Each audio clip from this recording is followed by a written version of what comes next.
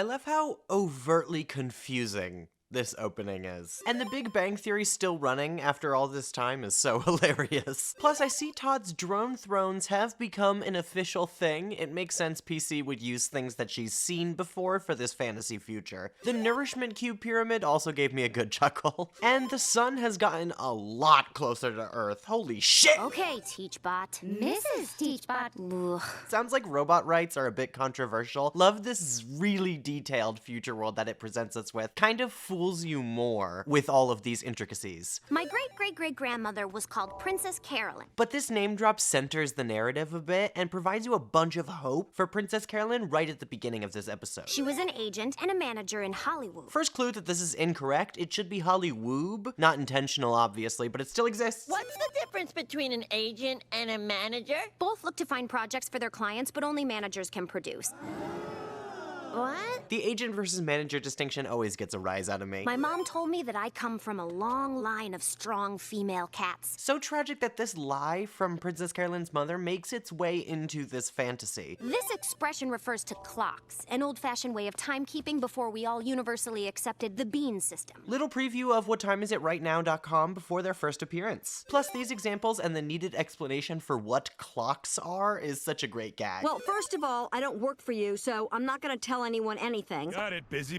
Well, I'm busy too, so I'll call you back later. Bye. Don't call me back, I don't work for you! Bojack not listening is so frustrating. It shows you how self-absorbed he can be. How's this for a headline for the blog post you read about this? Quote, Bojack finally solves mystery of Hollyhock's mother, comma, looks handsome, colon, is cool. The running headline gag that Bojack gets from his father makes an appearance. I love these running traits between family members. I am a famous. They will give me the birth certificate. Everyone gives me everything I want all the time. It is an existential curse, but a huge day-to-day convenience. Inflated sense of ego in a line that explains a lot about Bojack's personality and narcissism. Why didn't you just bring Hollyhock? I was gonna, but she got really into counting her teeth this morning and didn't want to leave the house. Hint that Hollyhock is not mentally well. Sneezing picture and messy sandwich picture being used is perfect. Also, I almost missed this, but San Fernando Valley is a great pun for the San Fernando Valley, which is a real place, both with valet and the spelling of fur. Fun fact, civet coffee has cherries that were shit out by civets, these little kitty-like animals, hence the cat-poo-chino. Intricate animal humor gag that barely even makes an appearance. Courts me if you can. The 1940s Cannes France set story of a can dancer who contracts cancer but continues to can as a canny cadaver who plays the accordion with Kevin Corrigan, Kevin Kline, Chris Pine, and Chris Kattan. Wow, this might be the longest use of assonance yet. See, guys, I can actually learn what things are called. And Judah doesn't even flinch. Amazing parody of Uncle Buck. And a nice little Easter egg about the trilogy Bojack missed out on thanks to this very agency. She realized Vanessa Gecko no longer had any power over her. In truth, the woman had challenged and inspired Princess Carolyn. This long monologue is a great recharacterization of their relationship, even with the burn at the end. Veronica? They're still adversaries, but PC is starting to move past that, because Gecko later reveals that she never kinda saw them as such, although I'm not sure if I fully believe that. Right when the world is finally ready to settle for Catan? Great pun. Did you have a good meeting? Did you get fired? Okay, see, yeah, it's moments like this that make me think Vanessa was refusing to acknowledge her poor behavior with PC, because this is clearly adversarial. Can I get a hallelujah? Is that a sort of pressed juice? I'll have one hallelujah on your desk by 12:45. Great, what's next? Small moment, but I love PC not correcting Judah here. Like, sure, yeah, get me one of those. She's very accepting of his misunderstandings. I noticed your necklace was broken, so I pushed back your doctor's appointment and found a reputable jeweler nearby. And this is why he's a great employee. Perhaps it would behoove us to entice Bojack Horseman back into our stable, and I don't think it's wise to look a gift opportunity in the mouth. Judah accidentally making puns and then carefully avoiding one. Mo for Gister Peanut Butter. I love Mr. Peanut Butter taking Bojack's phone opening, but not really understanding why it works as a joke in the first place, which helps reaffirm Bojack saying it might be too clever for some people. Bo for Bojack. Better. Maybe too clever. I need this clasp replaced. 24 karat gold. This is a priceless family heirloom. The important importance placed on this necklace helps convey the devastating nature of this reveal later this episode. When our ancestors first emigrated to America, they were very poor. The art style and music for this sequence always gets me, so unique. They slowly sold all their belongings as they attempted to hang on to a middle-class way of life. But the story about this migrant family is also incredibly accurate and tragic. Kristen Bell is perfect casting for Ruthie too. Such a great storyteller and an expressive voice. This is for a sexy catfish I met on the internet. Simple animal pun, but it works so well and is so on brand. I'm so proud of you. Your approval means nothing to me. I love that she clarifies this. The slide describing one of Judah's defining characteristics as hairy. Oh, I want to get the life rights to that woman I saw on Instagram who had a pretty coffee. Things that pass for entertainment nowadays. Also, life rights? What the hell is that? I still don't understand what a manager is. Do they just say the names of movies and actors? How does that generate revenue? No one knows, Torf. It's not important. The writer's speaking through Ruthie at this moment. Take your hush pill. Yes, Miss Teach. The hush pill is just future Adderall, and it comes out of every child's desk. An alarming direction. Thank you, Judah. I'll call you if I think of any more actor names. Then they poke fun at how they write this career. Love these writers so much. I'd love this play on the no eating sign, where this one is a small nod to protests against violence toward African Americans. More recently, it has been used as no justice, no peace, no racist police, if you've heard it that way. Kudos animators for putting that little gag and nod in there. This is like when George Clooney married that less famous lady. Wait, don't you mean George Clooners? Who cares? Catching your own mistakes, but not erasing them. This do not feed the geese sign is in a government building. I loved 20 Reasons to Try the Diva Cup. Oh, wow. Thanks. You didn't think 20 was too many reasons? No way. Number 14 blew my mind. Didn't I say it would? This joke about typically titled internet articles. Inimitable side butt is quite the title on a medical diagram. And then when they cut wider to reveal it's labeled girl parts, I almost died. This painting behind the doctor is a reference to Georgia O'Keeffe, fitting considering much of her art was believed to allude to female genitalia. So, what's the prognosis? Immediately puts a sinking feeling right into your gut. As Charles Lindbergh would say, sometimes you fly an airplane and sometimes you lose a baby. In this case, you didn't fly the airplane. And the way it's phrased is so brutal, too. It really helps convey how devastating and shocking this information can be to receive, even after you were so hopeful just a moment ago. Maybe you just wanted the baby too much. Maybe you didn't deserve it because you were unkind once. Maybe you ran afoul of a trickster god or wood nymph who is now exacting revenge. Let me know if I'm reaching here, but I have to believe that this portrayal of the Doctor as kind of a bumbling, insensitive man is a little bit commentary on how male OBGYNs might not be exactly capable of adequately delivering this news and not understanding the emotional gravity, not in every case obviously, of the situation, based on how terribly this doctor handles it. But I don't know, I don't have experience with that, so somebody would have to tell me in the comments. You want Darlene up front to call someone to drive you home? No, I'm okay.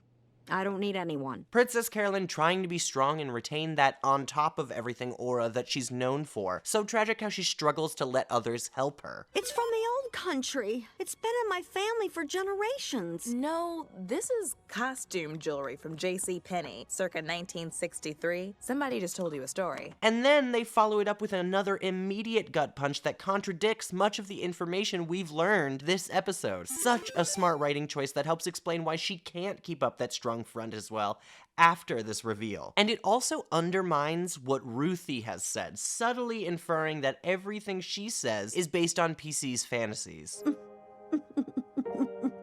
One of the more real emotional moments of this show. A lot of us have been this person that can keep their composure until the second they're alone, sometimes in a car parking lot, and then they just need to let it all out. Oh, hello. Yes, it's me, Princess Carolyn. Here for my appointment. I like your perfume. There is a painting of a lake on the wall. This poor guy, getting so confused, gets a rise out of me every time.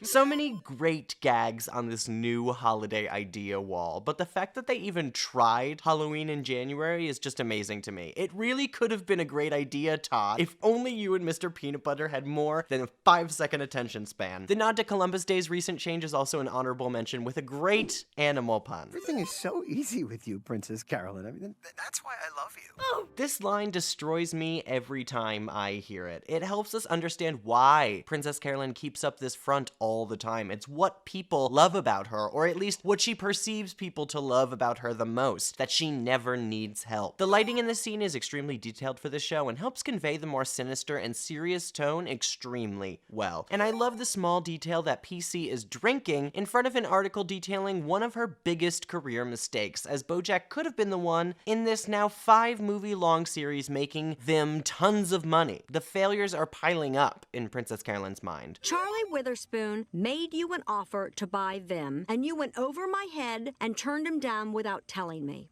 Oh, So it's true. You lied to me. yes. Judah being honest about this. It's so clear that he actually cares for her. You don't fit in with other people. You're weird. So you'd rather stay here where you have all the power. Princess Carolyn lashing out at Judah for protecting her due to her feeling like things are out of her control and that she isn't capable of doing everything on her own as she so desperately wants and perceives people to want of her. You're fired. Thank you for my time here, Princess Carolyn. This is a crucial moment for Judah, in my opinion. This shows how he is not emotionless. He does feel the weight of these decisions, but he is just not expressive with his inflection or facial expressions. He is a consummate professional, but he is also a human. He's even able to describe it as sad, despite not sounding that dismayed with his voice. As many have said, this character is a really textured portrayal of autism and how emotions are still felt, even if the social cues are not understood or shown overtly. This story has gotten really dark. Meta humor. It has a happy ending, I promise. Ugh, so terrible that this is one of the last things we hear Ruthie ever say. Complaints are on the 8th floor, but you need to fill out an application for a complaint registration, which you can get by waiting in line 12B on the 3rd floor. You have won this round. Excellent portrayal of the frustrating nature of bureaucracy. Missa Carey Underwood. Missa Carey Mulligan. Missa Carey, first name Mariah, right this way. This horrifyingly dark set of puns. Great way to show how unavoidable these tragedies can be. Also, side note, fuck Carrie Underwood. She wanted to go someplace familiar, someplace that was just hers. Princess Carolyn wanting to go somewhere that was just hers to retain more control, more familiarity when she's losing everything around her. This is a great jump scare. I had completely forgotten about this storyline. Mommy, where's my mom? Oh no, he's waking up. Hit him with the giggle gas. And then it becomes an actual horror story. Todd, let that poor kid go! At me, I'm a dumb cat queen. My baby was the size of a kidney bean. So sad that Princess Carolyn sings the song that Ralph's family sang during their Feast of St. Squeaky that greatly offended her. Look at me, I'm a dumb cat king. I'm an ugly, mean fat thing. Including her unborn baby in the parody, it really shows you how far down she's spiraling and how heavily these perceived failures are weighing on her. I get to drink because baby went gone. The way this line is phrased always stuck with me. Like, what an awful, awful reward to receive for this complete tragedy. Princess Carolyn. It's okay.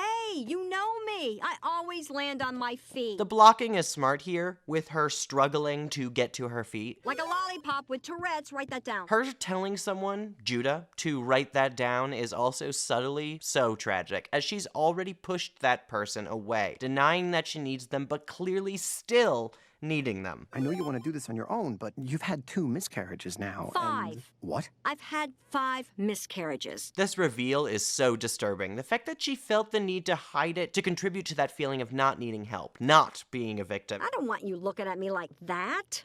Like that. It's just so realistic and painful. I know I can do this. You can't keep stuff like this from me. It's not okay. It's not about you. It is. This is about us. You're not allowed to be mad at me. This is my bad day. It's our bad day. It's so easy for you to love me when everything's good. This is a great argument, too, written so you completely understand both sides. Ralph simply wants to help her and feels that this tragedy has affected them both, so they should consider trying alternate methods, while Princess Carolyn doesn't want to feel as if she doesn't measure up, so is insisting that she do this on her own and criticizing Ralph when he tries to imply that they should do otherwise. Get out of my apartment. I'm sorry. Get out! Save it for your next girlfriend, the one you can take home to your parents, the one who's easy. And this final statement says so much about her as a person. She tried so hard to be that easy woman for him, professional, independent, respectable, but never problematic, and feels ashamed of herself for not measuring up. And as a result, she forces Ralph away. You want to know what I do when I have a really bad, awful, terrible day? What? I imagine my great-great-great-granddaughter in the future talking to her class about me. She's poised and funny and tells people about me and how everything worked out in the end. And when I think about that, I think about how everything's going to work out. Because how else could she tell people? But it's fake. Yeah, well, it makes me feel better. And of course, 10 points for this moment. I mean, just the absolute wind taken out of your sails, realizing that there is no guarantee for Princess Carolyn to live out these dreams, that this was all her imagination. It emptied me out inside the first time I watched it. And this episode is structured in a way where so much hope is given to you at the beginning, and gradually all of it is taken away, representing just how this day feels for Princess Carolyn herself. And it shows you how PC deals with all these setbacks in her own brain, cutting in at Princess Carolyn's toughest moments throughout this episode, even if it denies the reality in a really stark way. Not only is it excellently written, but the voice acting, the lighting, the music, all plays into the absolute tragedy of this moment, where PC still holds hope for the future even after everything has fallen apart, and there is a small bit of sweetness in there. Just like this story that she was told about her necklace from her mother, which shows the significance in her picking it back up at the end here. These stories are designed for comfort, not to match up with the reality of her situation. This entire episode is just a coping mechanism for this character, and sometimes, no matter how terrible life gets, it's easier to immerse yourself in those fantasies than face what's become of your choices.